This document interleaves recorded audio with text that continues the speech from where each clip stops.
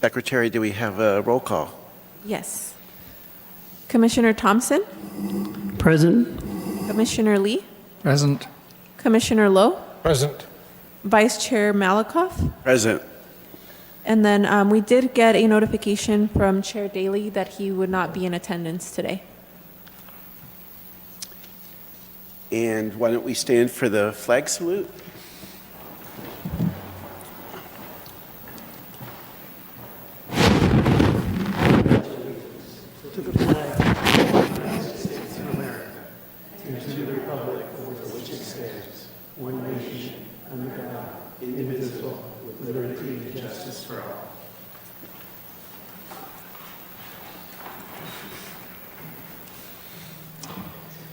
So, confirm the agenda. Are there any additions? No, there are no changes to the agenda. Thank you. That moves us to the first item on our agenda, approval of minutes. So we have two sets of minutes here. The first set is October 18th, 2023. And is there any discussion? I move that we approve the October 18 meeting minutes as submitted. And do we have a second? I'll second that. So all in favor, vote on the, Go ahead and vote on the screen. Yeah.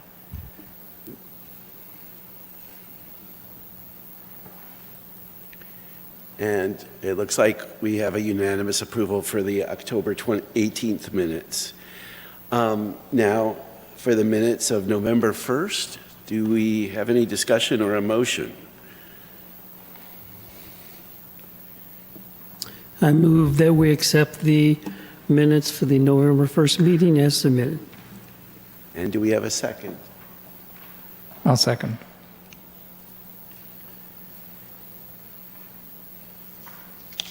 Ralph, you need to click the...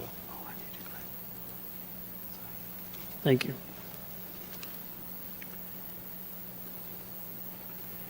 And the minutes from November 1st are approved unanimously. Now it brings us to public comments.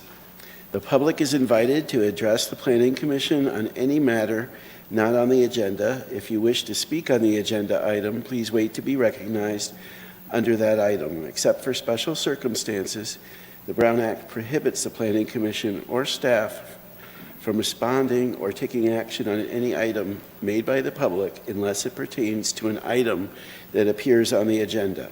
All speakers shall give their name and city of residence and limit your remarks to 3 minutes. And if there's anybody in the audience that wants to speak on any of the two items, please fill out a speaker slip. Is there anyone from the public that wishes to speak on an item not on the agenda? I have no speakers for that. Okay.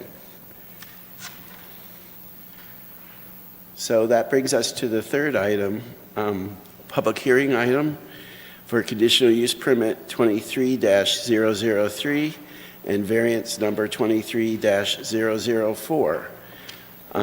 Approval of a conditional use permit to establish a new cannabis business with dispensary within an existing 1,953 square foot building within the PCC Planned Community Commercial Zoning District, including a variance request to remove the parking lot shading requirement hereafter referred to as the project. Melody, do we have a staff report? Yes, my name is Melody Arechiga, and I'll be presenting the item before you. So as noted, this is for a new cannabis dispensary, which will be located on the south side of East Palm Canyon, just east of the Glory to God Church. So here's just a closer look at the site, which is outlined in red. I did want to clarify, so some of these parking areas you see here, those belong to a separate parcel and property. So here are just a few photos along East Palm Canyon. This is the site as it exists today.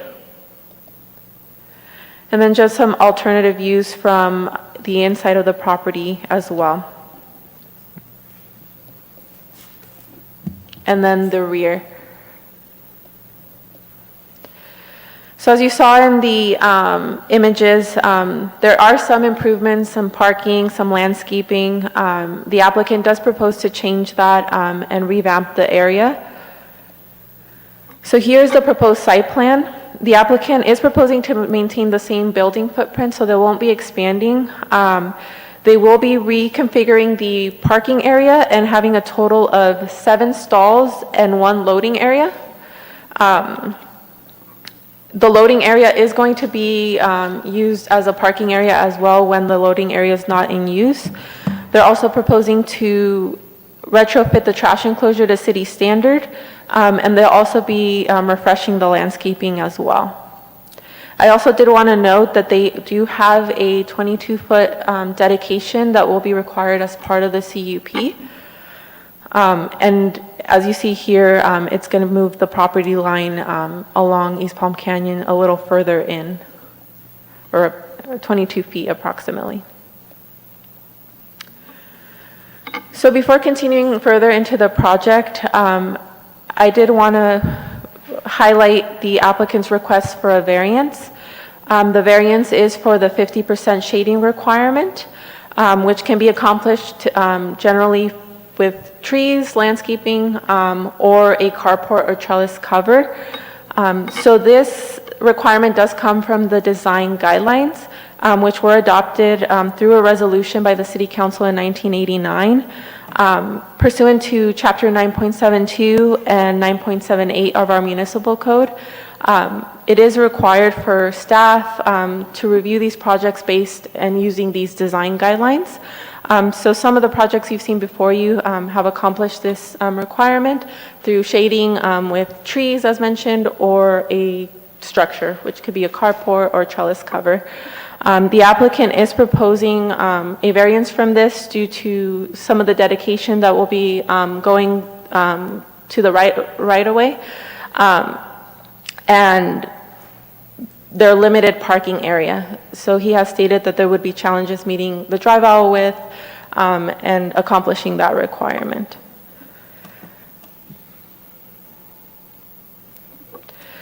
So here's the proposed floor plan.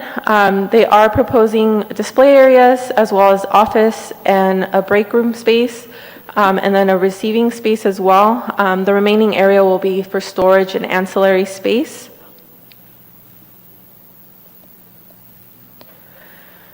So here's just a look at the existing elevation, which you see here on top, and then the proposed. So the applicant is proposing to refresh the building with a new paint and color scheme, which will be a lighter green at the top, and then you see a lighter beige here at the base of the building.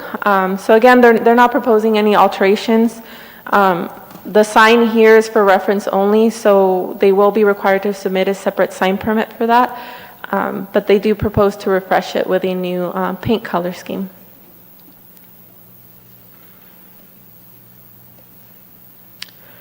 So as noted earlier, they will be adding some landscaping and cleaning it up. So they'll be adding an acacia tree here in this area here to the north of the property. And then some shrubs as well, including some agaves, tall grass, and other shrubs.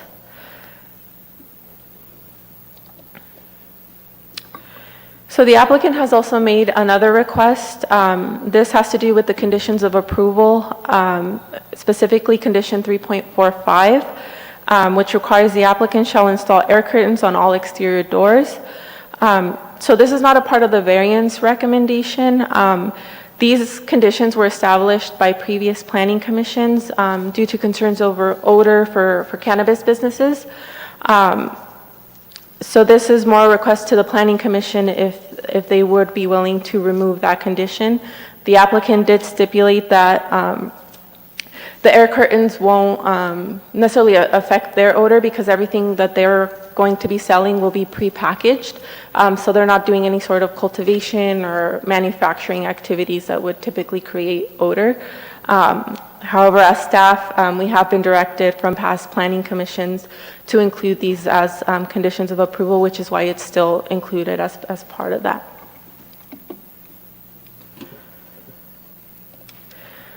So although the applicant is proposing or requesting to remove the air curtains, they are providing an air filtration system, which I'll allow the applicant when he does come up to further explain. But they're not completely foregoing, but are requesting that the air curtain specification be removed.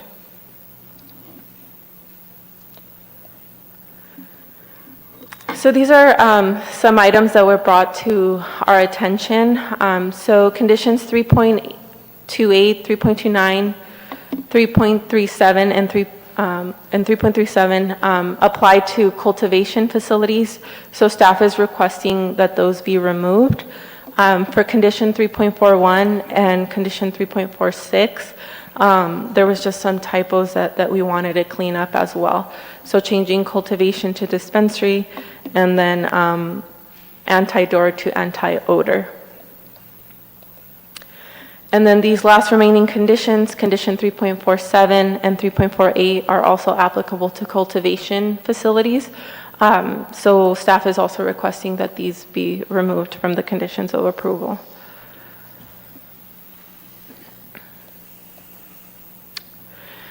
So in regards to the staff report findings, we did want to make a change. So there's a mention that the primary collector street is Perez Road. However, it is East Palm Canyon.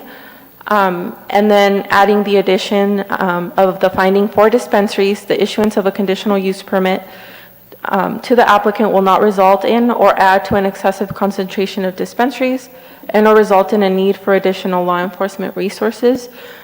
So we do have a moratorium on dispensaries. However, the applicant did get an existing license that was transferred to them. So there was no additional licenses issued for a dispensary. Thus, they would meet this finding.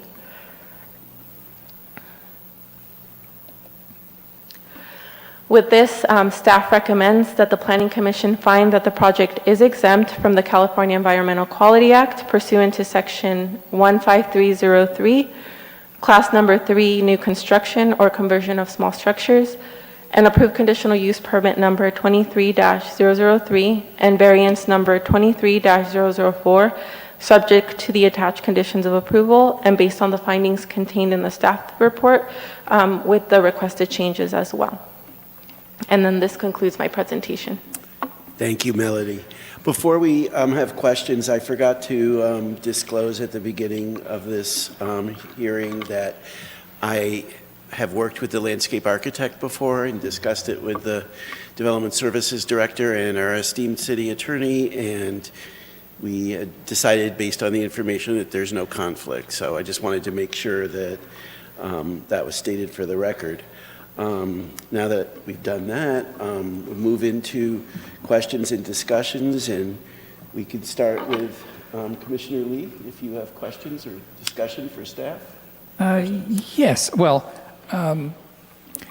I think I'll address the request to remove the cover restrictions on parking first. Those design guidelines are there for good reasons, and they address city objectives in increasing the amount of covered space. I know that it could be addressed with a covered parking space, so that's one option.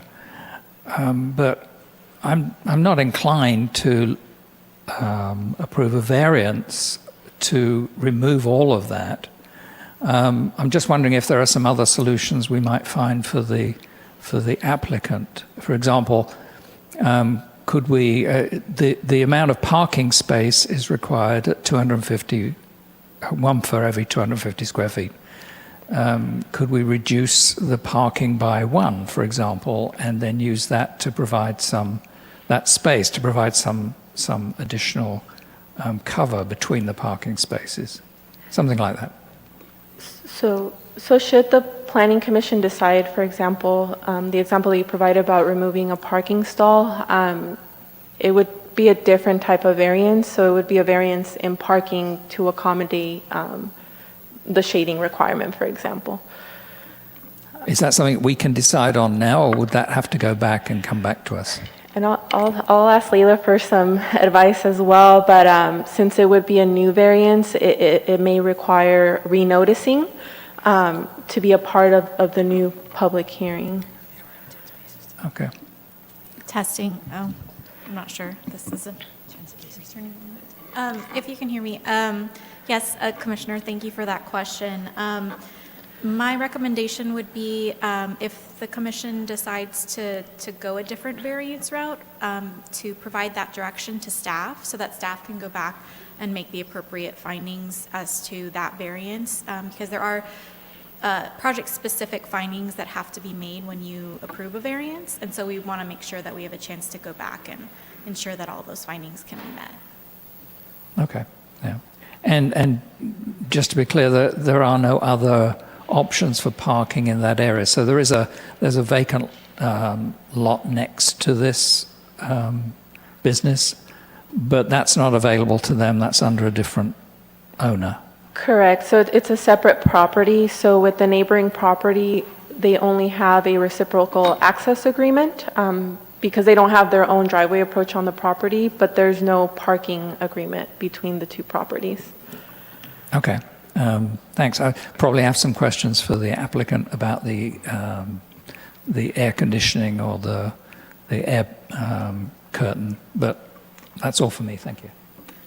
Commissioner Lowe.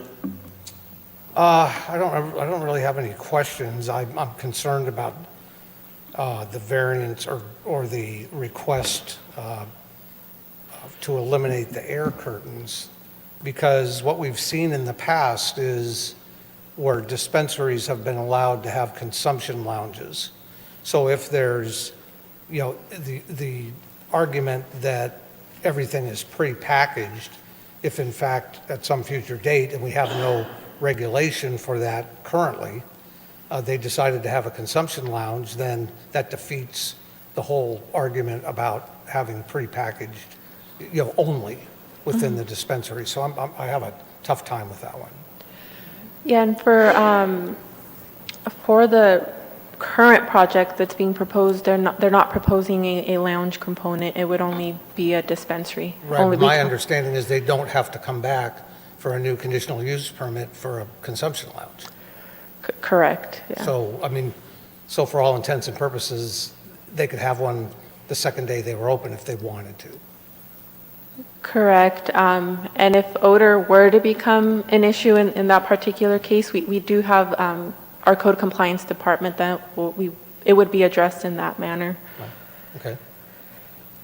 And then I tend to agree with Commissioner Lee that we should come up with a different scheme for the parking. I'd rather see them give up a parking place than eliminate the 50% shading, element. All right. That's all I've got. Commissioner Thompson. I have no questions. Okay, I have a couple questions. Dovetailing on some of the other concerns that the commissioners had, let's start with the shading of the parking. In looking at it as in a different way as just fundamental fairness, have the other dispensaries that have gone through and the other commercial uses all have done that, right? So from all the ones that in recent times, they have done the shading requirement. So not just dispensaries, but all of our commercial uses have done the shading requirement. Correct. So this requirement, to clarify, is not only for cannabis, it's not only Right. for dispensaries, it's for all types of projects that are commercial. So other than cannabis, there have been commercial projects that are also required. So, and I agree with that. I'm not inclined to go with a variance, but one of the options is just to provide the shading. And that's probably the easiest one that can be approved by the community development director. Correct. So if it's approved today with that recommendation, then we could work with the applicant on Sure. whether they provide the shading with a tree or trees or a trellis cover. Okay. The next question I had goes to dovetailing on Commissioner Lowe. but the same question, have all the other dispensaries done the air curtains? Yes, so it's been a requirement for all other dispensary cannabis to include air curtains and all cannabis. Okay, so everybody previously has done that, so it's not our normal circumstance to waive that requirement.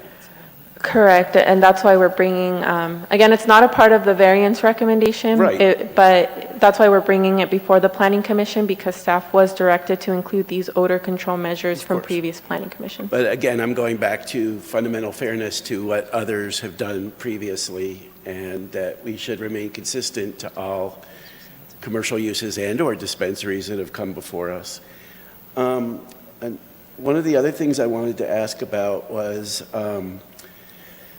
so I reread the code, and I just want to review with you that there's been some changes to the code. So there's no distance requirement from 111 anymore, is that correct? That is correct.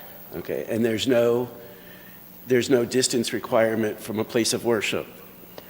No, there's no distance requirement. And also, there's no requirement in the code anymore that the windows be screened or not be visible to see through. Correct. Okay, so those three things have all been changed. Correct. Okay. I just wanted to clarify those issues, and I think, unless anybody else has questions, then we can move to the next part, and that would be to open the public hearing and invite the applicant or Mr. McFadden, the applicant's representative, to be the first presentation.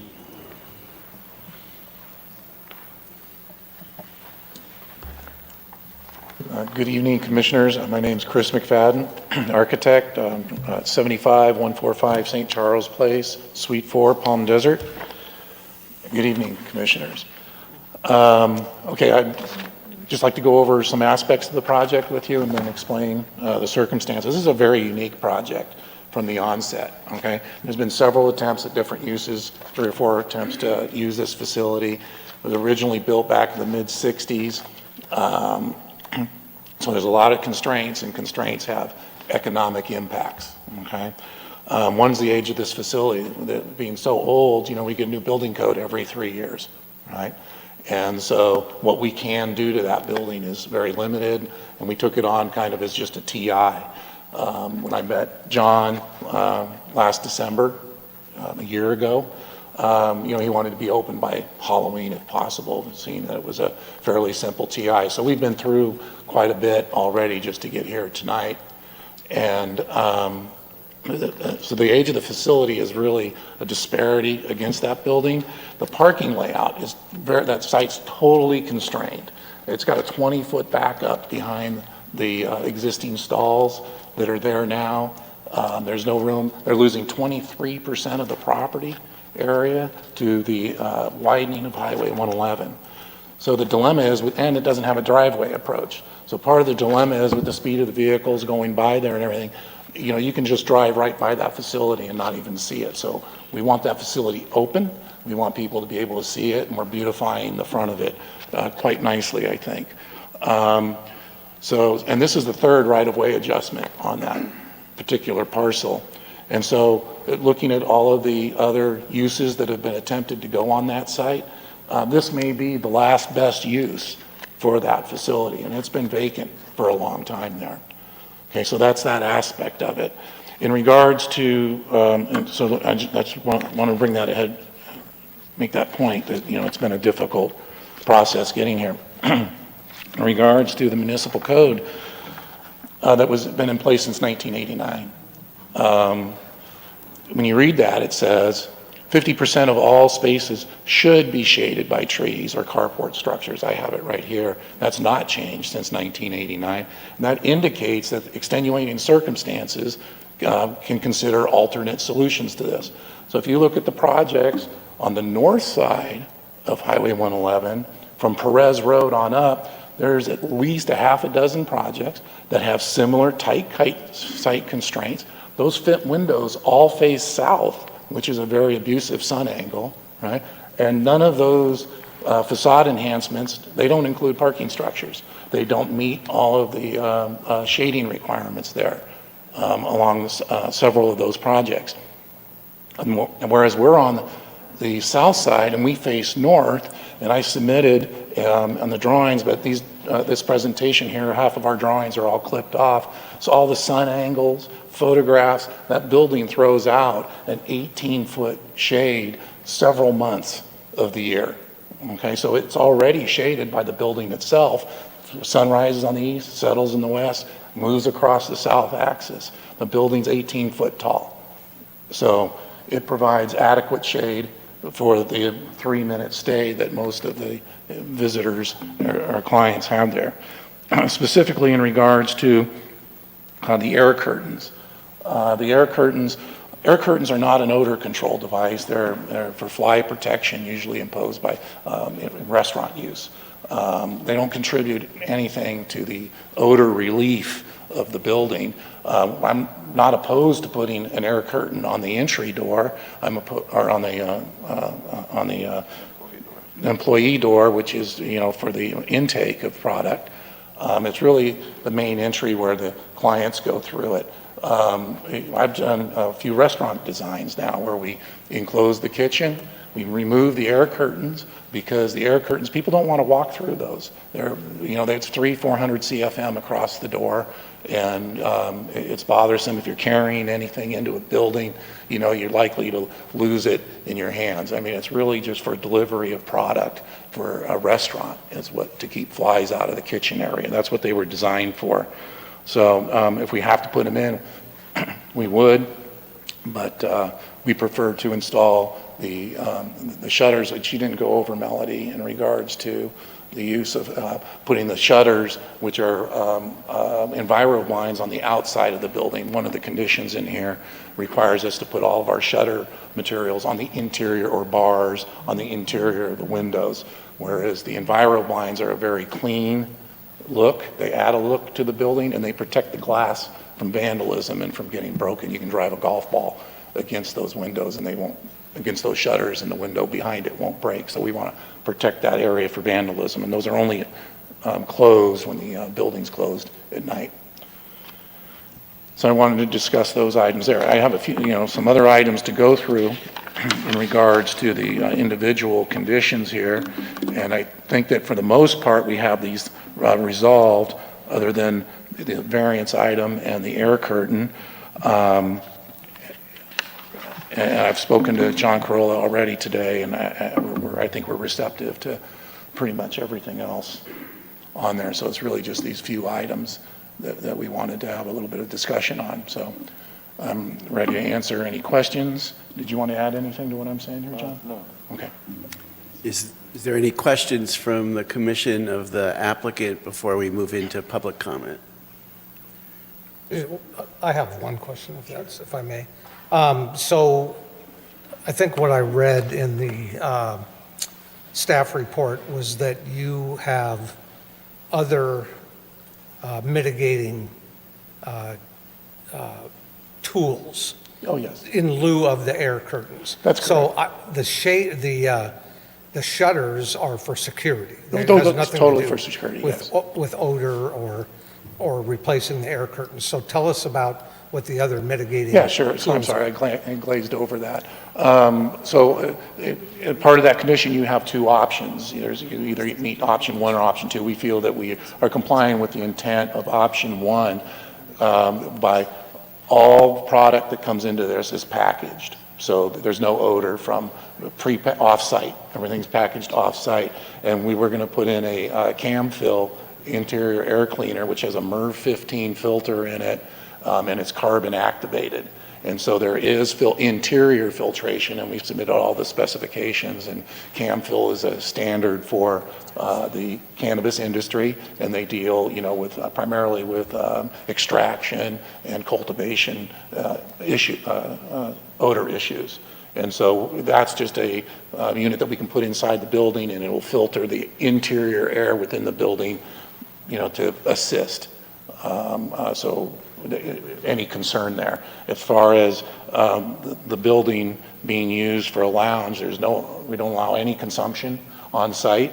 And that's not part of his present plan. He has an existing dispensary here, and that works quite well for him. He's trying to expand, his service to this community, and has no intention of putting in a lounge. And I thought that would require an adjustment to the CUP, but that's news to me that it doesn't require it. I guess the question then would be, would you be willing to stipulate that you would never put in a lounge? Yeah. Yes. Mm-hmm. Yeah, certainly. And so diminishing the parking, we gained parking, which, just meets the criteria there for that space. So yes, we could lose a parking spot, but we really don't want to put a tree right in front of this facility, right in the middle of it, because that would be the best place to locate that. We'd prefer to have our trees on each side of the building and have the center area open for the quick glimpse that you get as you drive by. Thank you. Okay. Any other questions? And so basically what you're proposing for the air curtains is either the air curtains or its equivalent. Yes. And so if we were, I don't know that okay, thank you. Yeah, so the interior air treatment is an equivalent to the air curtain. Right now, the condition doesn't state that, so we might, during discussion, we might be able to come Amend up with that, or- language. Okay, thank you. Okay, thank Mr. you. Appreciate it. Thank you, Mr. McFadden. The next speaker that I have a card for is Mr. Al Franz. Please state your name and city of residence. Good evening. My name is Al Franz. I currently live in the city of Indio, but up to 3 years ago, I lived in the city of Cathedral City for 53 years. I've been a member of Glory to God Ministry Church there for the past 25 years. I'm here representing our pastor who's ill and cannot be here. I head up the security ministry for the church. I'm a retired police chief with the city of Palm Springs. I retired in 2015 and was there for 30 years. So I'm here in opposition of this conditional use permit, and we oppose the prospective cannabis dispensary due to the location of our church, which is situated within 60 feet of the proposed dispensary site. Glory to God Ministries has several concerns that emerge in relation to an approval of the proposed facility. Number one, Glory to God Ministries provides child care, hosts children's classes, and youth group within 600 feet of this proposed facility. While many cities throughout California include churches among their list of sensitive use properties, the spirit of California law related to minimum separation of 600 feet of cannabis facilities related to children applies to any facility that provides children's services. The proximity of the proposed location is not in harmony with the existing uses as required by the City of Cathedral City Ordinance 800. The site plan erroneously indicates that Glory to God Ministries will allow ingress and egress through its property on the west side. Traffic from the proposed site cannot be controlled by the property owner or lessee. Hence, it will lead to increased safety challenges for people coming to and from church, as well as encroaching on private property. Glory to God Ministries provides care to many people. We have for so many years. And coming out of a substance abuse background, the struggles against recidivism of such individuals are well documented. With this high-risk group seeking a safe refuge or worship, fellowship, and receive support in their battles, the presence of a cannabis facility less than 60 feet from their place of worship undermines the very nature of the ministry and security. Further, it undermines the ability of the church to provide a place of refuge for those individuals, thereby diminishing the reasonable execution of ministry operation. Under its 501c3, Glory to God Ministries is permitted to operate a school and other children's services. Allowing the proposed use within 600 feet of the church is in direct contrast to the church's entitled uses and operations. Under its current business structure, Glory to God Ministries will work to ensure that its ability to provide any and all ministry services now and in the future under current authorization will remain intact.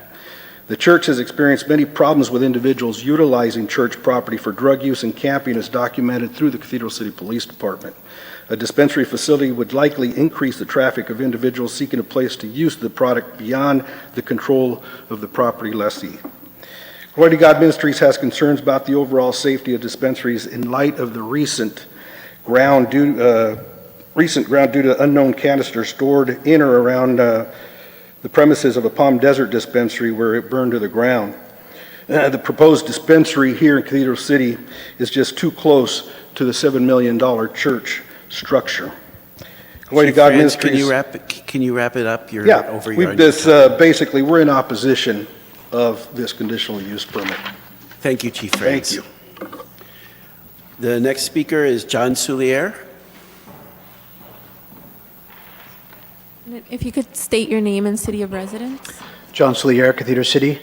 Good evening, Vice Chair Malakoff. Good to see you, and commissioners, staff. I've lived in and around the city since 1967. In 1981, I became affiliated with Glory to God Ministries, a long time ago, right here in Cathedral City, in a little house out in the outpost. I've moved with them to many buildings throughout this community, and a number of those buildings were problems for the city that this church invested a lot of money into to rehabilitate and make useful even after we left, until we built a home that we, frankly, are not going to move from. In addition to that, this ministry has been a partner of the city for a long time. Not only has the city donated property, the ministry donated property to the city, but also sold the city certain properties that were important to the city at the time. I bet something that most of you do not know is that beautiful building you see at the gateway of this Cathedral City, that cathedral, was completely redesigned after friendly comments from a senior staff member of this city saying, man, we sure would like to see a cathedral at the gateway of this city rather than our original architectural design. So we invested a lot of money and built a $7 million facility sitting down there. As Chief Al has stated, a lot of the ministry services we do would not only be sort of marred by having that dispensary there, but the fact that California law prohibits a dispensary being located where areas where child care is going on and where education is happening, we can't change that. That's part of what we do. And if we were to ever exercise our right to open school services there, who has to go? Do they have to go? Or do we not are not able to open our provide those services? Just a few more things. I don't remember a meeting with any of this team. I don't remember our pastor talking about meeting with these folks. And if I'm not mistaken, you're moving from Cathedral Canyon over there. Is it a move? You're staying in Cathedral Canyon? And so the question to me is, after 2016, how are any new dispensaries being allowed south of I-10? I thought that was in Ordinance 800. Maybe I'm mistaken. You guys have the authority to take a look at this and make a judgment. But at the end of the day, the presumption of ingress-egress is problematic. I don't remember having a conversation about that. There's no way they can control that traffic. Not only that, but what the city required us to build for ingress-egress is wonderful and easy off 111. There's no way that most customers aren't going to be coming from the Palm Springs way or even from this way and either coming in or exiting our parking area. That is a major safety concern that you cannot mitigate unless you build a wall, and that cuts off half of their proposed egress and ingress. Finally, the local licensing authority, this is from the ordinance, may place conditions of approval on any local license which are in opinion of the local licensing authority reasonably related to the protection of health, safety, and welfare of the neighborhood in which the proposed licensed premises is to be located. This proposed use is anything but in harmony with that neighborhood. It does not consider the health, safety, or welfare of the existing uses a mere 60 feet away. It's not even good for the family-friendly motel right behind it. I don't know how you keep cannabis use in a dispensary away from the families and kids that are going to be using that hotel. And I'm asking you, the local licensing authority, to recognize good cause to deny this conditional use permit. Thank you. Thank you, Mr. Soulier. Do we have anybody else in the audience that would like to speak on this item? come forward, state your name and city of residence. My name's Sergio. I'm from Palm Desert, Sergio, what's your last name? Rusniak. Okay.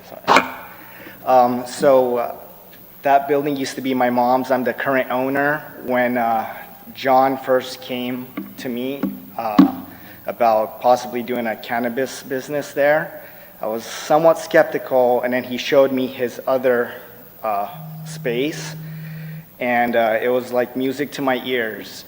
So first of all, a major problem that we have in California, in this valley, we have a lot of vagrants, a lot of criminal activity, graffiti, loitering, and they're required to have security on staff,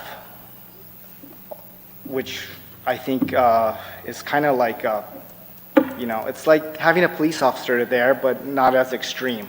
So that's, I think it's great. And then second part, I think the gentleman that just spoke mentioned about the egress, the in and out. So I think when they built the church, they were aware of that. There was actually a curb cut opening. It used to be a gas station. When my mom bought it, we had our own curb cut, and the city forced them to close that off and then go through the church or through the other property. So that's just what it is. That's all I really have. Thank you, Mr. Wozniak. Is there anybody else that would like to speak on this item? If not, then I'll close the public hearing and we can have discussion and questions. But before we do that, City Attorney, there's a few points that got brought up that I think maybe you could elaborate for the commission. One is that the definition of a school in Cathedral City in the municipal code, it doesn't really include like a religious school or a Sunday school. So how does that fit into the distance from a school legally? And again, they were bringing up daycare, and I don't think that there's a licensed daycare there. So if you could address that for us. Also,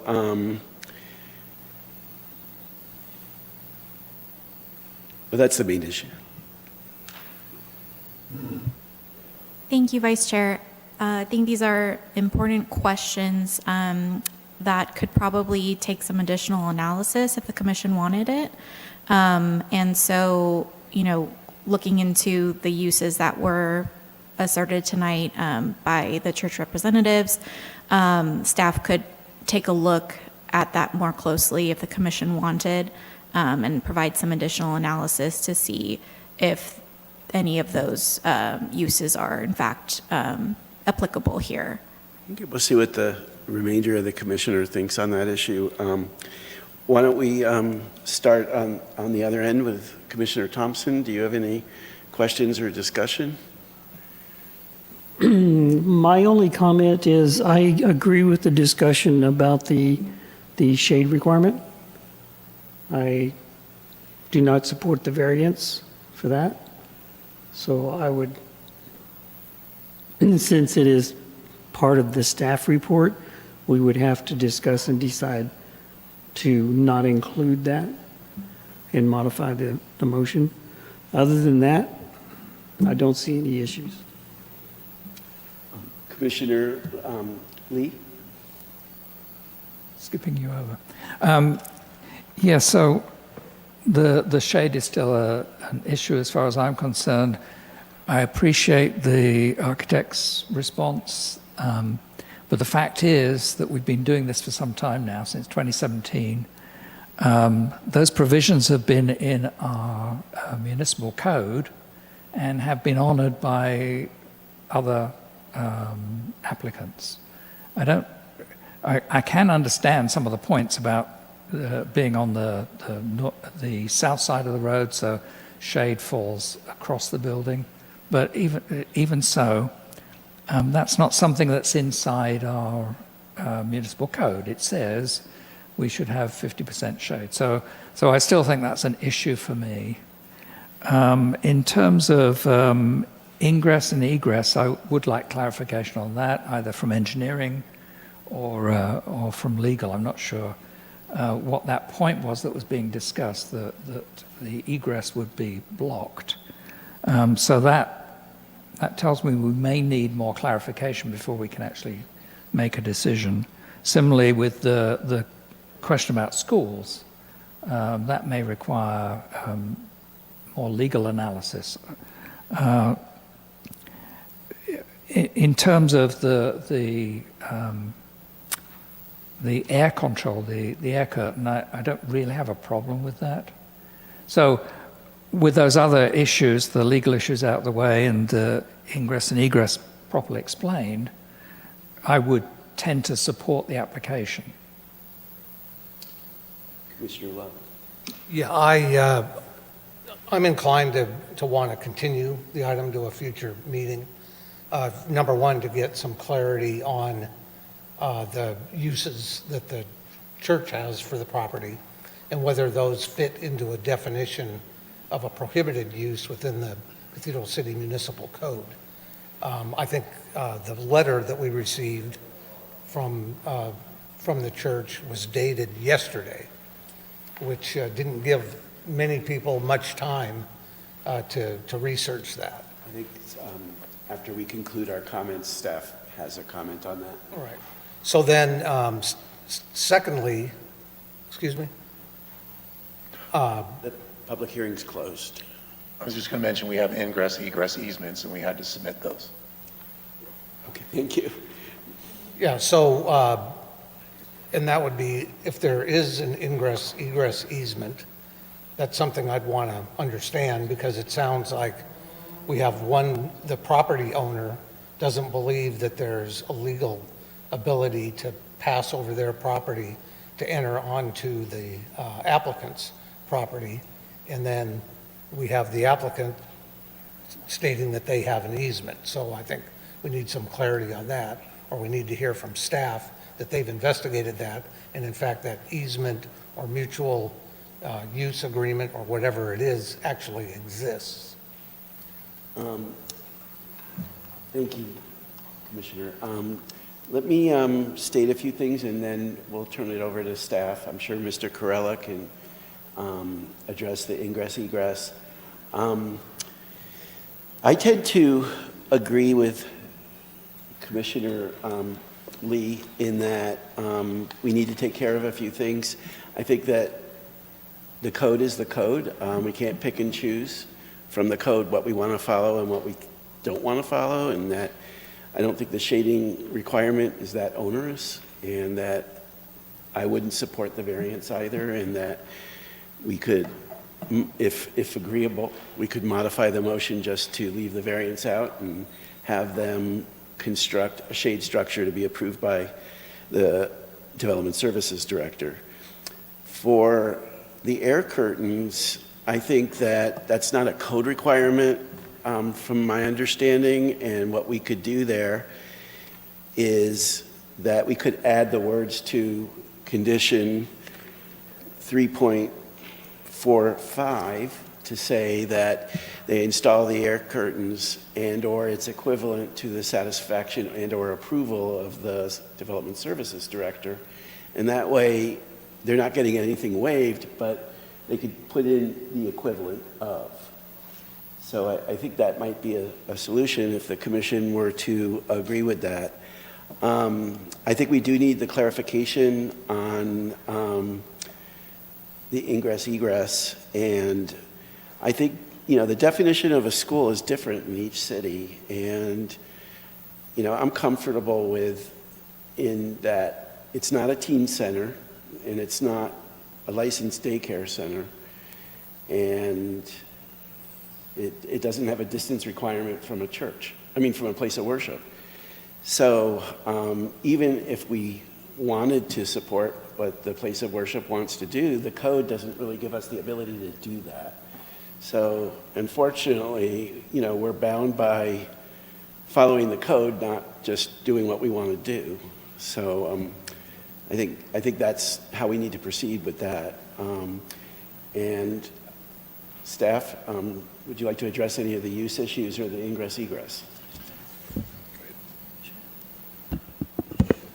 Yes, Vice Chair Malakoff, if it's helpful for the commission, staff is happy to read the definitions of school that's in our municipal code.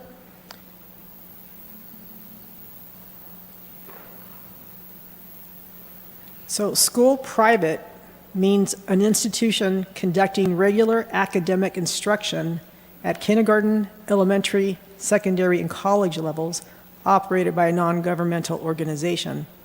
A public school means a school operated by a governmental organization. So that would mean that it would have to be a day school that they would have as a private school, but that a Sunday school or religious instruction really wouldn't be included within the definition. Our read of this is it's regular academic instruction. That's what I was saying. Thank you for that clarification. And do we have any information on the ingress egress? It was a tile store at one time that operated. Vice Chair, if you look in the conditions of approval, and as I try doing all the time, clean up some of these property issues. And so I can't find anywhere where there's actually a mutual access agreement for them to have that connector driveway there, although it's beneficial for both properties, to have ingress and egress through there. So I had asked in the conditions of approval that the property offer and record upon acceptance a mutual reciprocal access easement for the abutting adjacent westerly parcel, which is the Glory to God Ministry Church. But I wasn't going to preclude this development from going forward as a condition of them getting that access agreement, because if that property ever came to fruition or came in with another change of use or anything, we'd probably require them to get that if that driveway still existed. But it's not required for this property. This property, in addition to that driveway drains into this property when you look at the property line, so I asked for a mutual drainage easement for the water that comes off the Glory to God site. Once again, if Glory to God doesn't accept it, then it'll just be packaged up later, and then if there was a change of use at Glory to God and they came before this commission, we'd require them to work out that mutual access and drainage easement. Didn't require a mutual parking easement because typically cannabis dispensary is not going to be overwhelmed with vehicles. Actually, I think it's the applicant tonight is the one that could see vehicles parking on theirs at certain times, but that remains to be seen. So the access that the applicant has today is pretty strong, just coming from that easterly access easement that they have with the existing property owner to the east. I actually read the document and I go, they wrote this pretty good. I might have to steal some lines out of here for their access easement. So the applicant's property does not need that driveway, that thing that was kind of built there. And I don't know how it got built. I hate to say it's before my time, and I was kind of like, this is an interesting connector point, and there had to be some discussions mutually before, so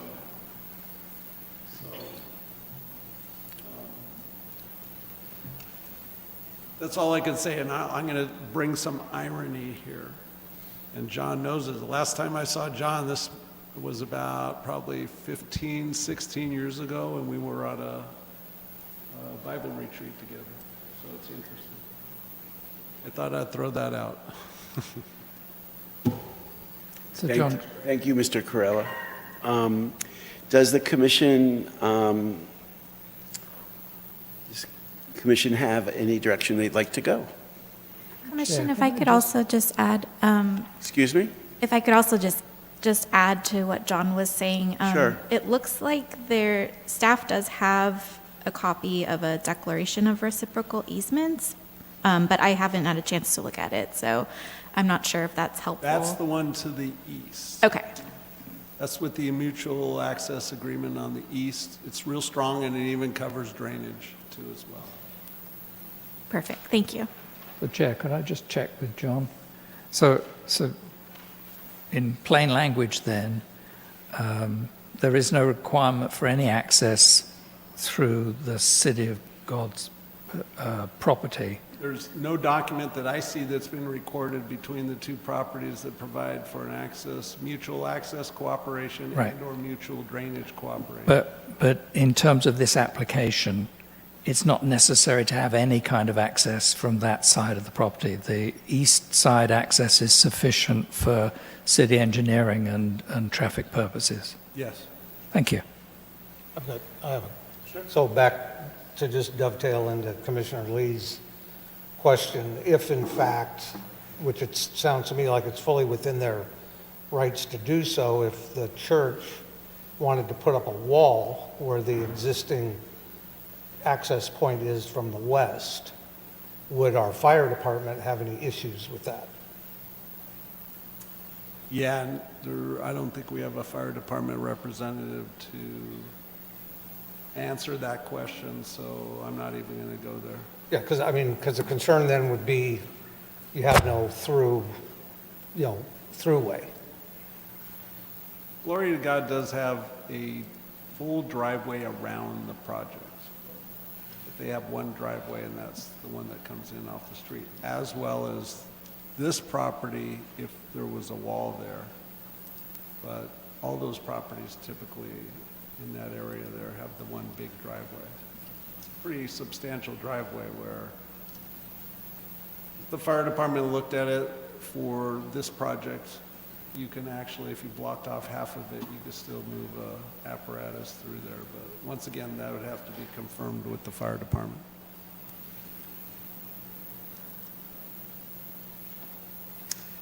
Is there any other comments or questions, or do we have a motion, or what does the commission, what direction would the commission like to go? For my part, I think I would be in favor of approval now that we know that the definition of school is okay, now that we know that egress from that side of the property is not required, and if they do decide to build a wall, then they'll have to discuss that with the fire department, because that will be... You need a permit for a wall. Yeah, exactly. That would be an issue then. So I don't see that as an issue. I still see the shading as being an issue. So if we were to move to a motion, as well as all those other amendments that staff have requested, I hope I don't have to read them all out.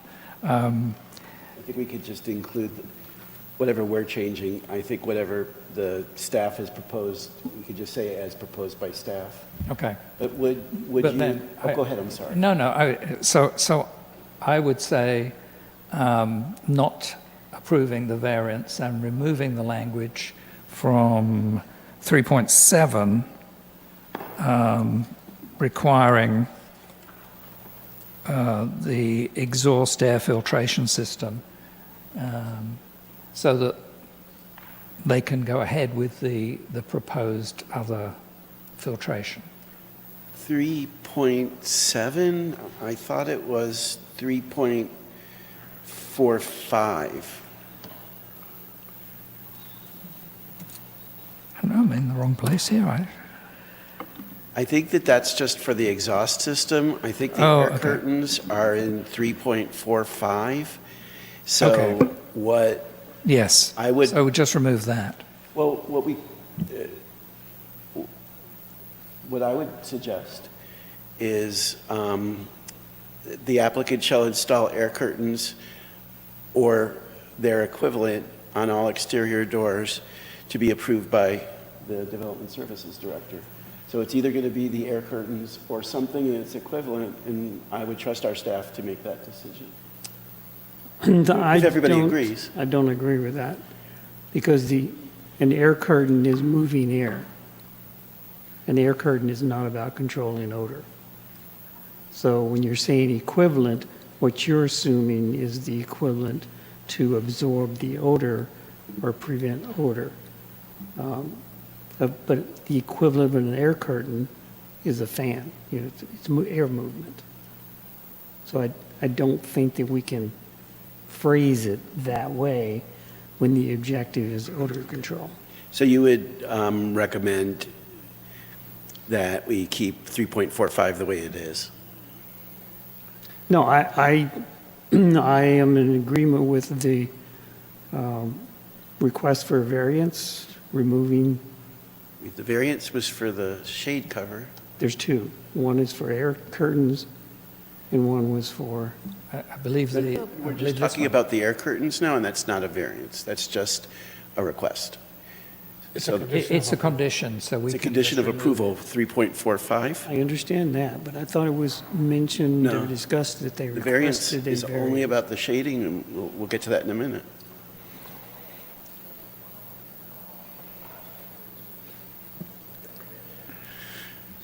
I apologize if there wasn't a paragraph. I thought there was a paragraph that air curtains was a variance. We've all been there, don't worry about it. So you would recommend that we keep the language as is? No, strike it. Don't modify it, strike it. If we're going to concur with the request for a variance on the air curtains, Okay, there's two different things. The variance is only for the shade structure. So 3.45, we would leave it as is and not offer any alternative. And I'm happy to provide clarification from my presentation. So those conditions in regard to odor control, including the air curtains, aren't codified or in our municipal code. Those were established by previous planning commissions as a requirement. So that was the direction staff was asked to do at that time, and since then we've included it as a condition for cannabis. But the request is to remove the condition, not necessarily a variance application for it. So we could keep 3.45 the way it is, or we could offer an alternative. And I got the impression that you did not want to offer an alternative. paragraph 3.7, I think it's 3.7, talks to odor control. And that's a different, that's a separate issue, but 3.4. I disagree.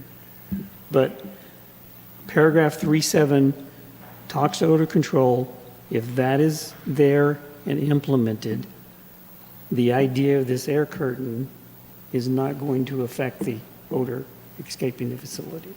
So striking 3.45 in that sense doesn't create a situation where odor is escaping the facility by striking 3.45. We don't need to reword it. We don't need to tweak it. The odor control is already covered elsewhere. So are you saying we just keep 3.45 the way it is? No, I'm saying strike it. Vice Chair Malakoff? We just strike it. We remove 3.45. Is the rest of the commission agreeable to that? I would be okay with that. Because in this particular situation, it's a dispensary, and they've discussed, and the 3.7 says that they will have odor-absorbing exhaust systems. Yeah, I'll work with the commission since the majority wants to strike the condition. The main reason that I think we should keep it is that we've been requiring that of all the other uses that have come before us. And I just think from a fairness point of view that, that we should require the same things that everybody else has been doing, but it's not an issue that I would want to fall on my sword about, so I'm willing to. Then if you want to keep it, I have no Well, no sword I'm falling on over striking No, it. there's But if three- you want to yeah. keep it, then the phrase "or equivalent" is not adequate. no, we don't need to do the equivalent. It would be air curtains or other odor controlling mechanisms. Let me just review the history there, because I think you told me it was added in 2017, this particular, and it was added by the Planning Commission, which was at the start of when we were doing cannabis. And so we didn't have that fine control over dispensaries and grow facilities and so on. And so I'm assuming that the Planning Commission came up with this language at the time.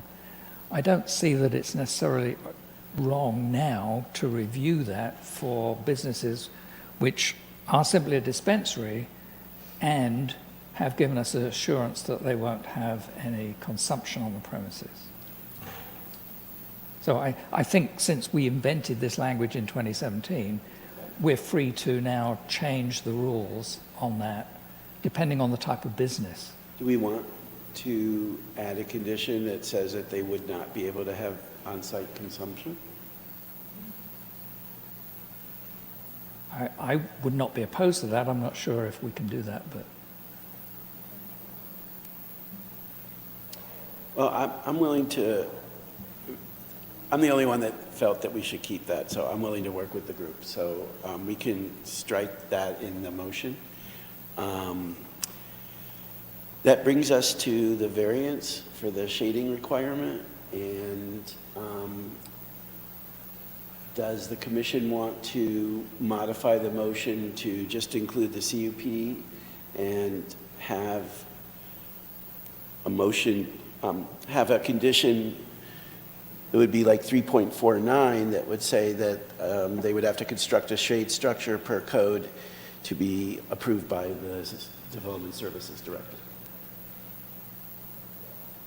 I think that's fine. I'm not even sure if that's... That's a little restrictive because they don't necessarily have to build a structure. Well, a shade, Well, and I think if we delete, if we accept the variance, it doesn't they mean... need to meet that section of code. Maybe I phrased it wrong. Yeah.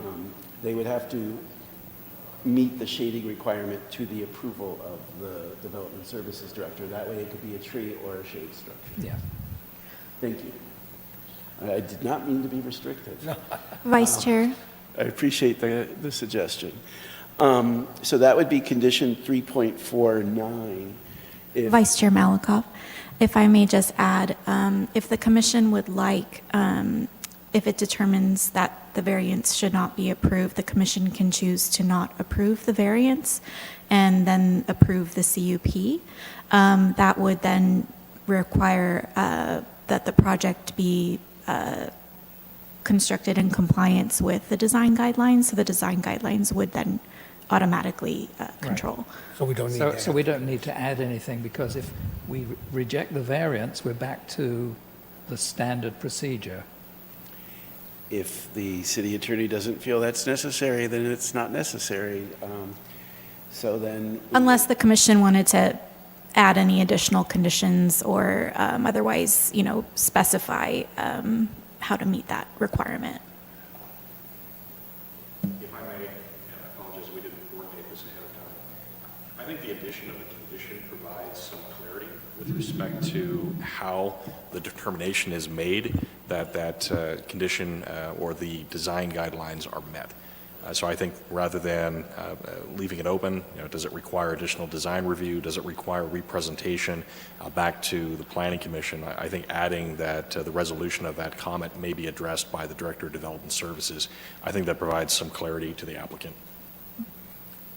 And we'd be back to condition 3.49 then. Right, but the wording would be, Well, yeah, but it would be and I appreciate your suggestion, the wording would be that they would build, that they would comply with the shading requirement per the Cathedral City Municipal Code. sure, Yeah. to the That satisfaction it- of the... To the satisfaction of the Development Services Director. Thank you again. So I think the next question is do we in a motion, to whoever makes the motion, do they just make the motion for the CUP and leave out the variance? My recommendation would be to go ahead and deny the variance Okay. and then approve the CUP. Do we have a motion? I move that in regards to conditional use permit 23-003, variance number 23-004, that we disapprove it.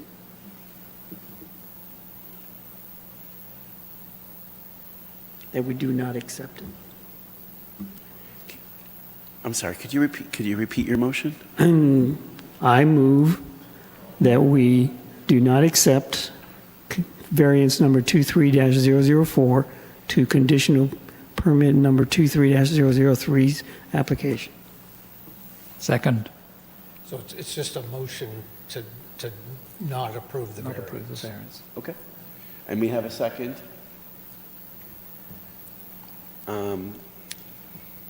All in favor to not approve the variance?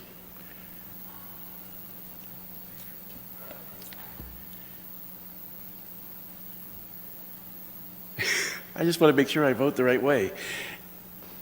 You don't normally have a negative motion. I saw what everybody else did, and I understood it. Let the record show that a motion was made by Commissioner Thompson and a second by Commissioner Lee to deny the variance request. It was approved 4-0. Approved 4-0. And now do we have a motion for CUP 23-003? I believe that you should be making this motion because you have an additional condition of approval that you want to add. Okay. I move approval of conditional use permit to establish a new cannabis business dispensary site within an existing 1,953 square foot building within the PCC planned community district. In addition to adding condition 3.49, that the applicant shall comply with the shading requirement in the Cathedral City Municipal Code with the approval of the Development Services Director, and the recommended conditions in the staff report to be modified. Vice Chair Malakoff. Moving the air curtain.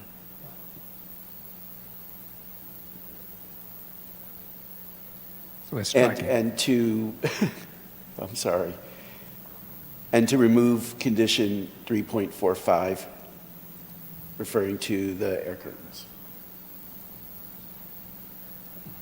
Vice Chair Malakoff. And then was the intent to also find that the project is exempt from the California Environmental Quality Act? I find that the project's exempt from the California Environmental Quality Act pursuant to Section 15303, Class 3 new structures, and that we approve conditional use permit 23-03 with the conditions, the modified conditions recommended by staff and the addition of condition 3.49, that the applicant shall comply with the shading requirement to the approval of the Development Services Director. And striking condition 3.45. I will second that motion. Oh, thank you.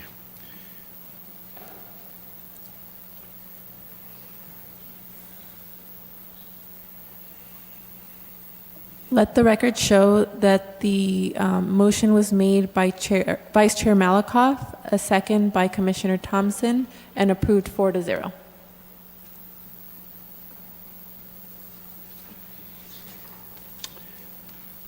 Thank you. And we can move on to the next item.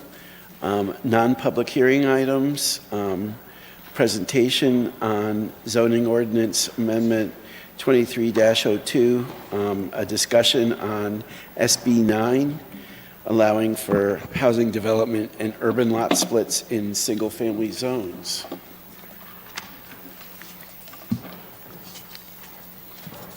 Good evening, Vice Chair Malakoff, members of the Planning Commission. As indicated by Commissioner Malakoff, this is a discussion item of Senate Bill 9. And Senate Bill 9 did become effective beginning of this year. The staff report did contain a number of attachments, the attachments of a draft ordinance, an overview of SB 9 as provided by the Association Bay Area of Governments, a fact sheet by the State of California Department of Housing and Development, and then also the text itself of the legislation. So what does SB 9 do? It's also referred to as the Housing Opportunity and More Efficiency Act, the HOME Act, and it aims to increase housing supply. It applies to properties in single-family zones. It's a twofold act or measure. It would allow a two-unit housing development within a single lot in a single-family zone, or it would also allow an urban lot split of the existing parcel into two lots. It also requires us to establish objective development, design, and subdivision standards. In Cathedral City, the single-family residential zones are the R1 and residential estate zones. The applications are reviewed ministerially, which underlies the importance of having objective development standards. There are also limitations as to the demolition of existing units that are deed restricted for affordable housing, rent-controlled housing, or housing that's occupied by a tenant currently or in the last 3 years. There's also some restrictions, as indicated in the staff report, with respect to environmental constraints of properties that would limit the ability to do a two-unit housing development or to subdivide the property, and that's detailed more in the staff report. So just broadly an overview, this is a comparison.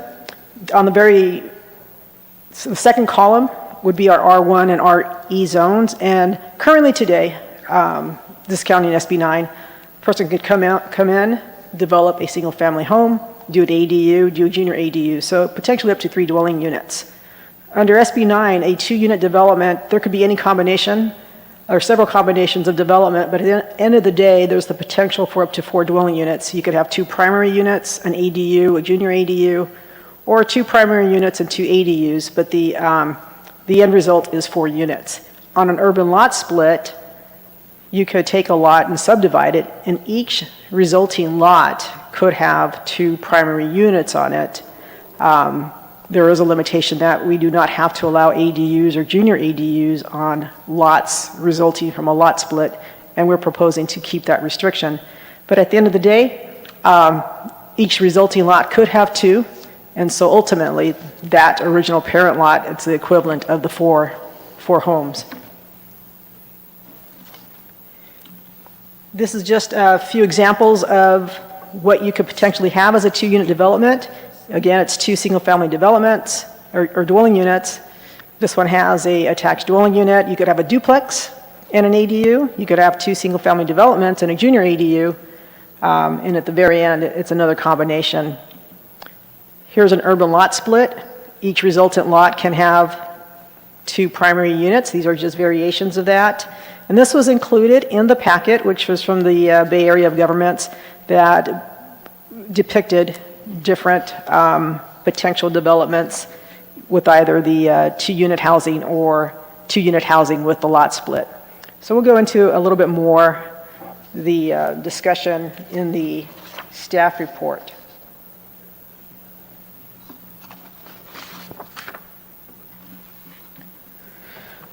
So one of the things that, whether we're talking about a 2-unit development or a lot split, you are going to have occupancy restrictions.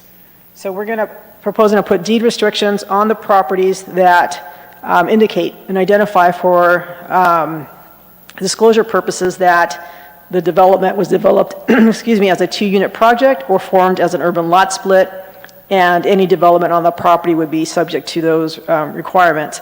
It would also expressly prohibit any rental less than 30 days, meaning you cannot have short-term rental on any of those resultant lots or developments from these SB 9 housing provisions.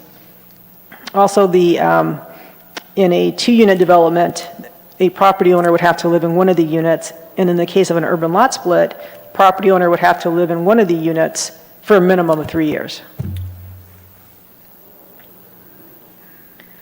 So objective standards on 2-unit developments. This was included in the staff report, so we won't go over it too much with regard to how many units you could have, lot coverage, parking.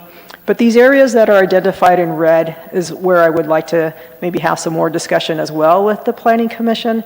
The way our ordinance is written, the minimum lot size is 500 square feet, the maximum is 800 square feet. The SB 9 law states that you have to allow for at least an 800 square foot home. I guess in maximizing or providing a max of 800 square feet, we are providing that at least 800, but we would later on in the presentation have a discussion about if a lot is larger than the minimum lot size, the original lot, then perhaps there's opportunity because you're going to have larger lots to allow more than 800 square feet. And so we'll talk about that a little bit more. As proposed, we are indicating that setbacks between structures would be 5 feet, but in the draft ordinance, there was alternate language that if the units were 2 stories, then maybe we would allow or require a greater setback requirement. And we can talk about that in a little bit as well. On the objective standards for an urban lot split, again, only 2 lots can be created. The way the ordinance is written, it says lots must be between 60 and 40% of the original lot area. What the law says is that at least one of the lots must be 40% of the original lot area. So depending on the lot size, that number could vary. Again, the law says that the lot must be at least 1,200 square feet. So, that's a pretty small lot, which is another reason why we limit the dwelling unit sizes. Lots also must have frontage along the public right-of-way, and we're proposing at least 20 feet because 20 feet is the minimum street frontage that's required when you have a flag lot, and also that would allow for emergency access should there be a flag lot proposed. There's also restriction that a lot split would not be allowed on a property that had previously had an urban lot split, so there is some limitations in that regard. One thing to also note is that the city's not able to require street frontage improvements, but we do count the setback from the ultimate property line. And these were just examples of a flag lot and just a regular subdivision. So in talking about alternate dwelling unit sizes, we just wanted to we actually did have an application come in for an urban lot split. And so it's actually on this particular lot here that I have highlighted in blue off of the intersection of Cathedral Canyon and Ortega Road. So in an R1 zone district, the minimum lot size is 7,200 square feet.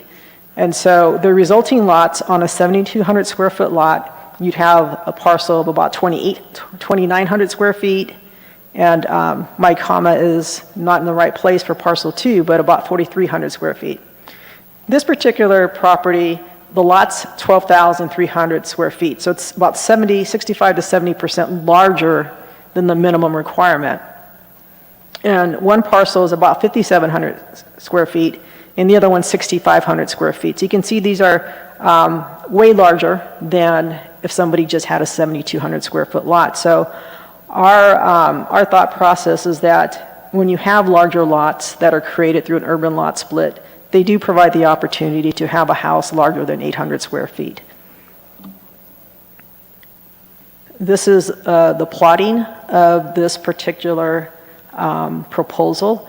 The units themselves have not been reviewed thoroughly. We've done some preliminary review on them. They are subject to construction plans, but what's being proposed here is a 1,600 square foot primary home.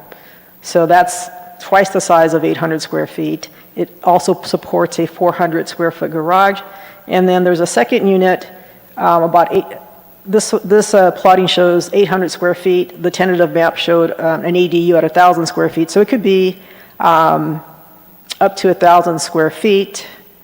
Under our design limitations, they could not do ADUs, but the discussion here is that a second unit could be larger than even 800 square feet in this particular instance. This particular plotting here does meet the setback requirements. So again, I think that if the commission were inclined to want to consider larger home sizes on larger lots, then staff would go back and work out the language for that, perhaps a sliding scale based upon a lot size larger than the minimum lot size, then would have up to X amount size of a dwelling unit.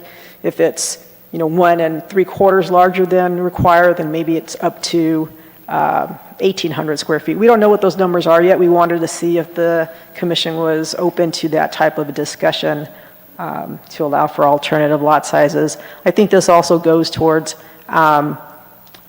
the intent of SB 9, which is to allow at least 800 square feet. So on larger lots, we would be allowing 800 plus potentially, if that's the desire that the Planning Commission would have. So with that, I'd have respond to any questions. So why wouldn't you, on larger lots, why wouldn't you restrict the footprint to a percentage of the lot? So if you could have greater than 800 square feet and maybe, up to 50% of the lot or whatever the number is. But that would be a way that you wouldn't necessarily have to build not to exceed, but to say you couldn't cover more than a certain percentage of the lot with the structures that are going to be built. So you're saying potentially based it on lot coverage as opposed to unit size? I mean, a minimum of 800 on the larger lots, up to 40% of the lot, 50%, whatever the number is. I mean, that's certainly something that we can also consider. I think the reason why we were using unit size as the measurement is because SB 9 particularly or specifically does have a unit size identified, but that's something that we could explore. Yeah, I don't know, to me, having a bunch of 800 square foot, homes is, it ends up being not what we would want as a city, to have a bunch of tiny little houses, spread out all over the place. If the lots could accommodate something else. That's just my perspective. Wouldn't they, on the larger lots, you do an urban lot split on a larger lot, let's say it's 12,500 and you have 6,000 and 6,500. Wouldn't you be able to go above the 800 as long as you didn't go above the 40%? I think it's 40% coverage? That's what I'm suggesting. Yeah. Something like that. Yeah, I think that, doesn't it already state that?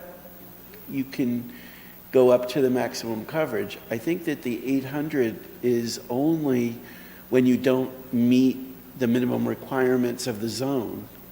You have to be able to build an 800 square foot house.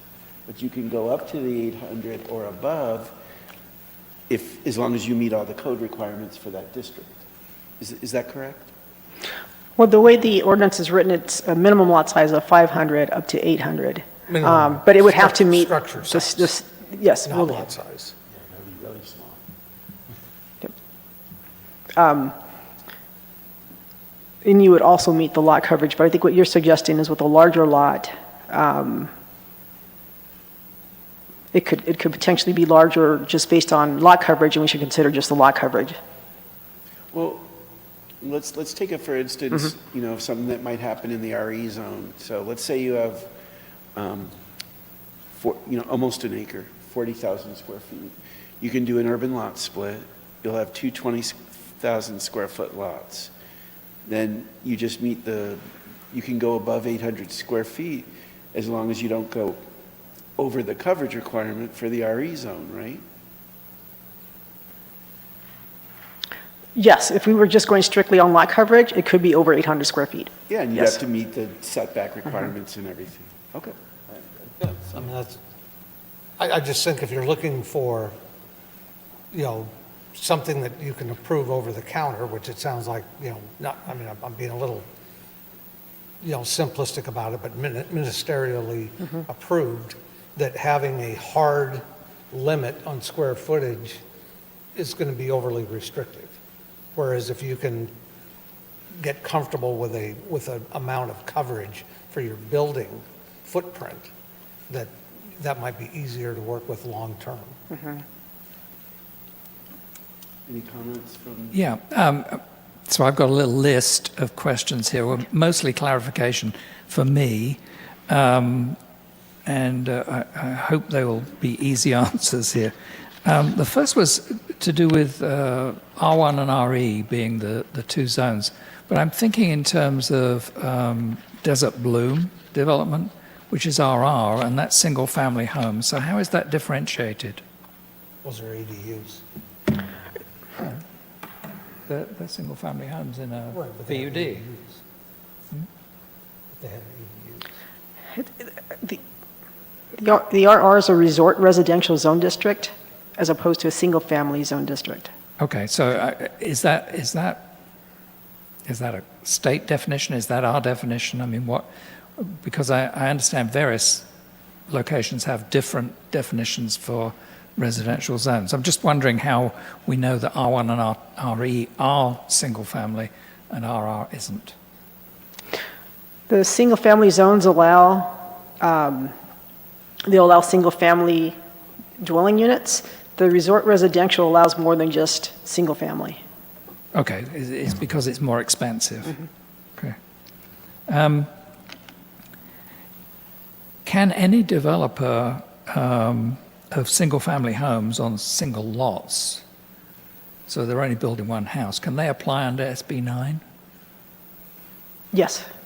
Okay, and then that will require that it's ministerial review. It can't be anything else. Correct. Okay. On the owner being resident, so if we have a lot split, then we could potentially have two single-family homes on each lot, and in two of those, then one on each lot, there'd have to be an owner and resident. Is that correct? Under the urban lot split, for a period of 3 years. Yeah, for a period of 3 years, but initially, and they can't select an agent to be there instead. That's not how the law is written. It's the owner. Okay. If I may, Commissioner Lee, that was one of my questions. If owner A owns this lot and they split it and now it's two lots, does owner A have to live in one of those two buildings? What you just told him is both of them have to be occupied by a owner. No, it would just be, the owner would have to occupy one of the homes. Resulting from the split. Correct. The four. Okay. Okay. And yeah, so how? This may just be a code question, but how are we going to verify when this happens that an owner is actually in residence? Well, they're going to sign a declaration. They have to provide a declaration to us saying that they're going to do that, occupy one of the homes. There's also that restriction that's put on the property, but we haven't contemplated doing occupancy checks like we do with other type of uses. The owner's going to basically testify or that in writing that they live there. They do have to declare it as their primary residence. Is that correct? That they would occupy one of the units, yes. I'm just wondering, in terms of state law, whether they have to say that that's going to be their primary residence, which would imply that they change driving license and so on. So it actually really is a primary residence. That may be a legal question. I don't know.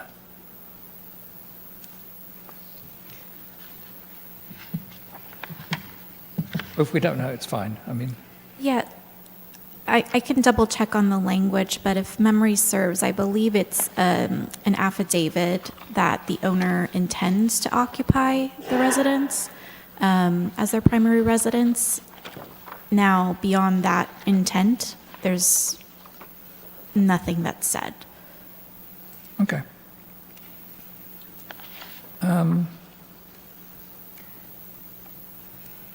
How do we know how a lot split is going to change the impact fees for development? Is that going to have any effect? That's not something we've looked into, Okay. but the development impact fees are collected at building permit stage, so that, I mean, we could look into it further, but it implies that each primary dwelling unit is going to be subject to them. Okay. I'm wondering if you want to do a lot split, can you actually demolish an existing single-family home and then build 4 units? There are some limitations with regard to demolition when that property has been occupied, or the unit has been occupied, and I can find it if you give me a minute, the language to that.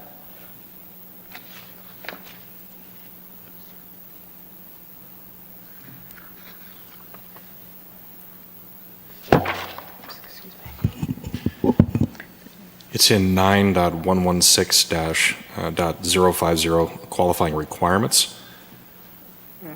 That's in 5 and 6. 5 and 6.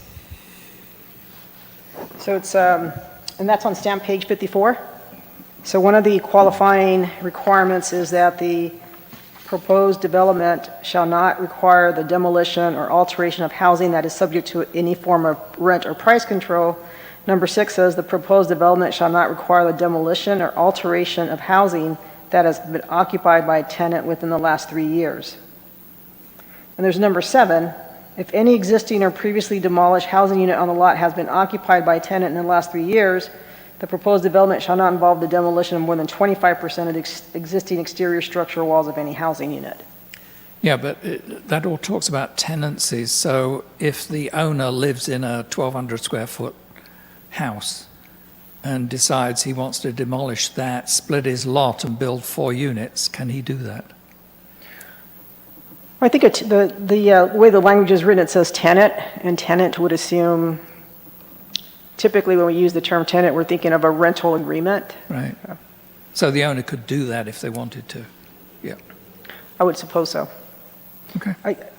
I did want to clarify something, Commissioner Lee. Commissioner Lee had asked if a developer took a lot and was going to apply for, I wasn't sure if it was the urban lot split or the 2 housing development.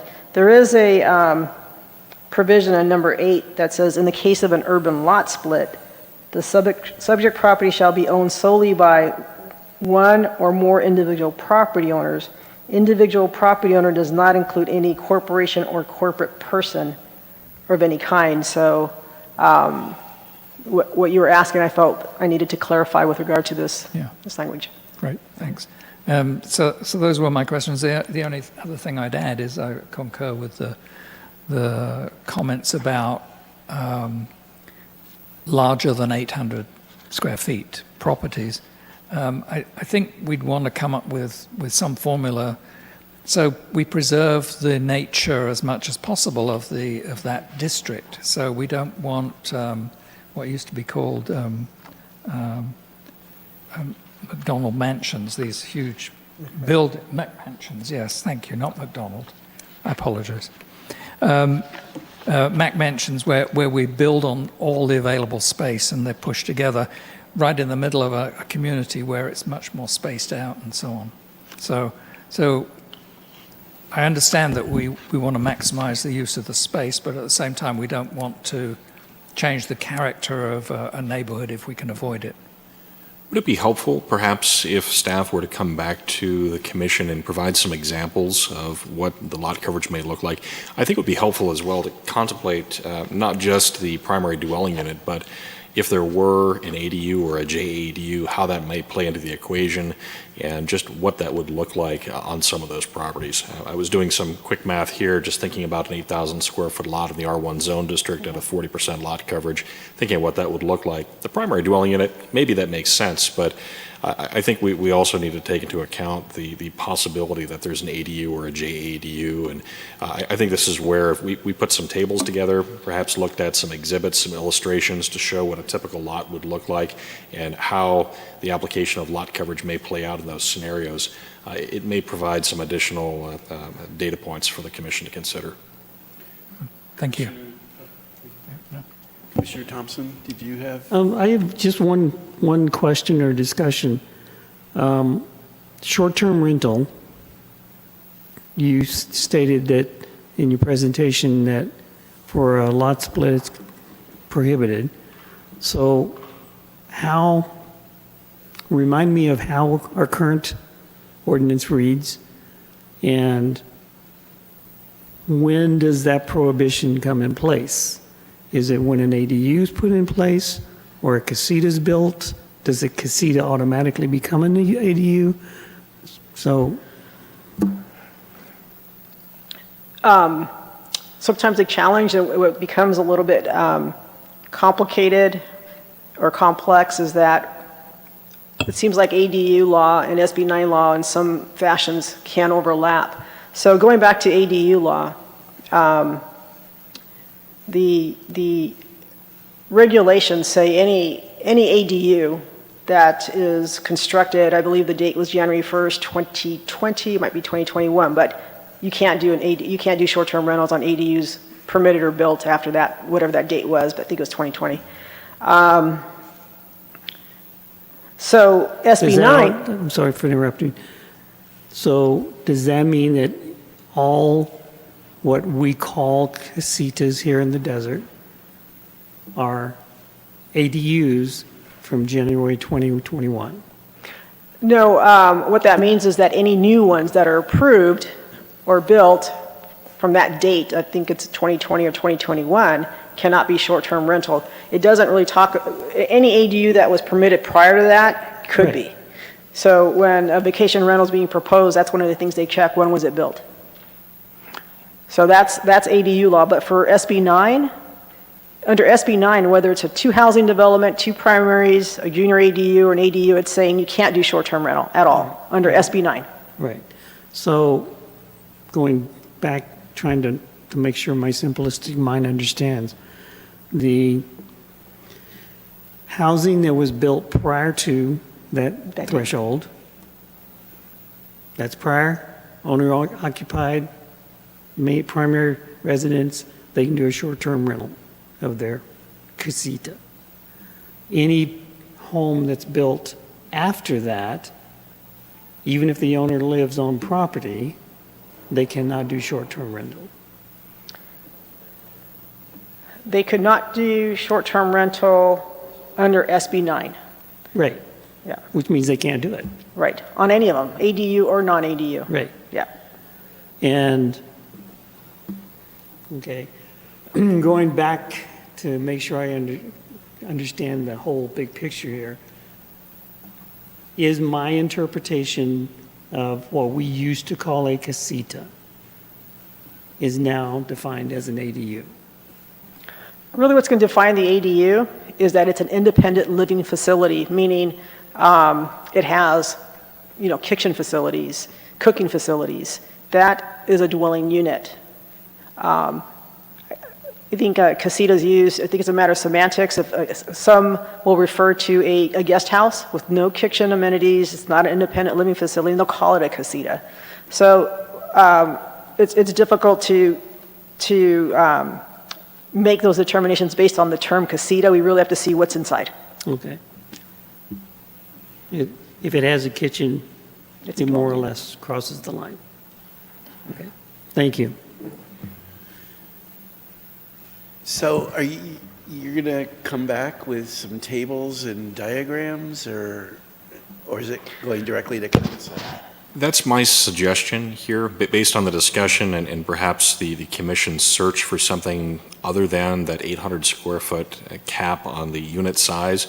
If we were looking at lot coverage, looking at how we might consider some alternatives, I think it would be helpful for us to put together some illustrations, exhibits, tables, demonstrating what that would look like in a typical RE or R1 lot.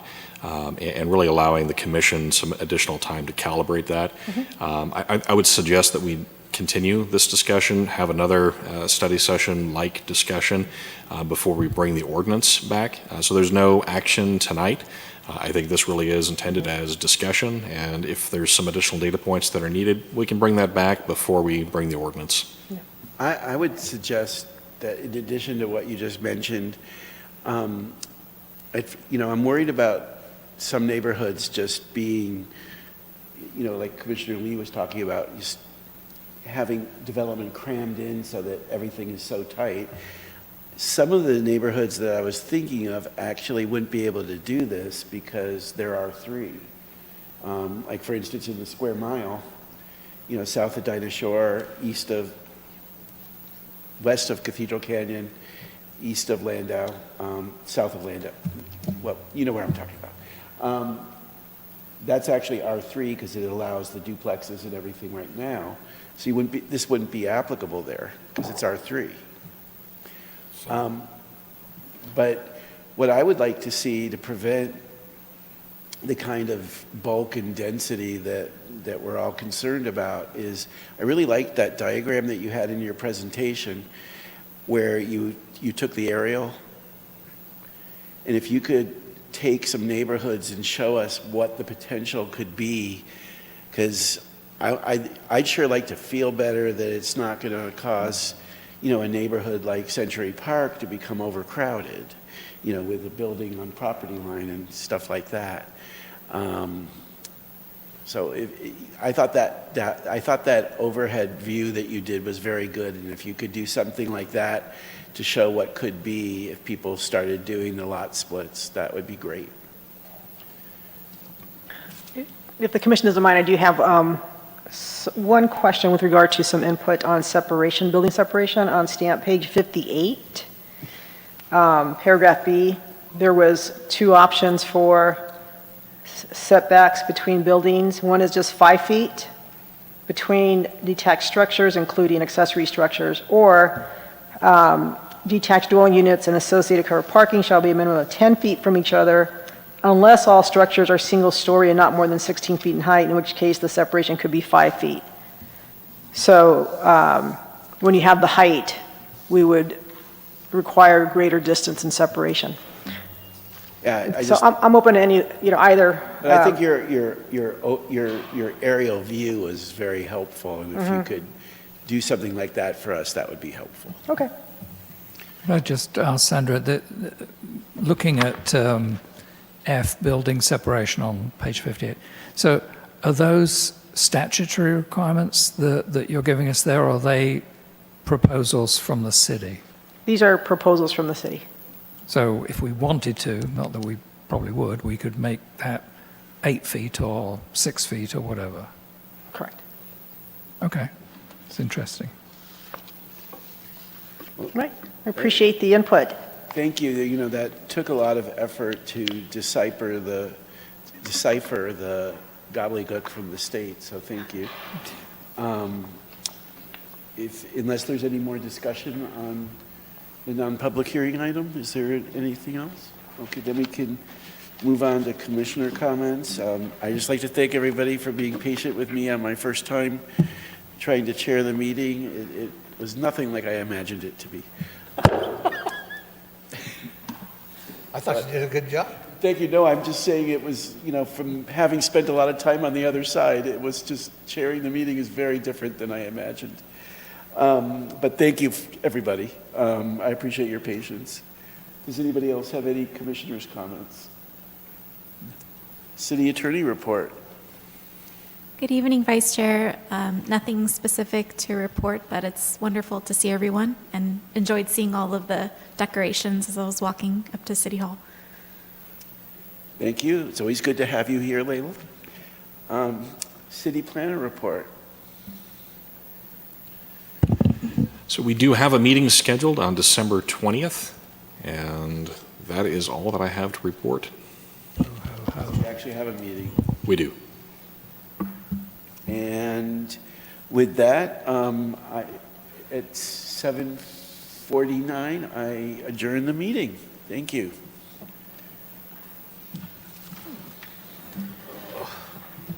Well done.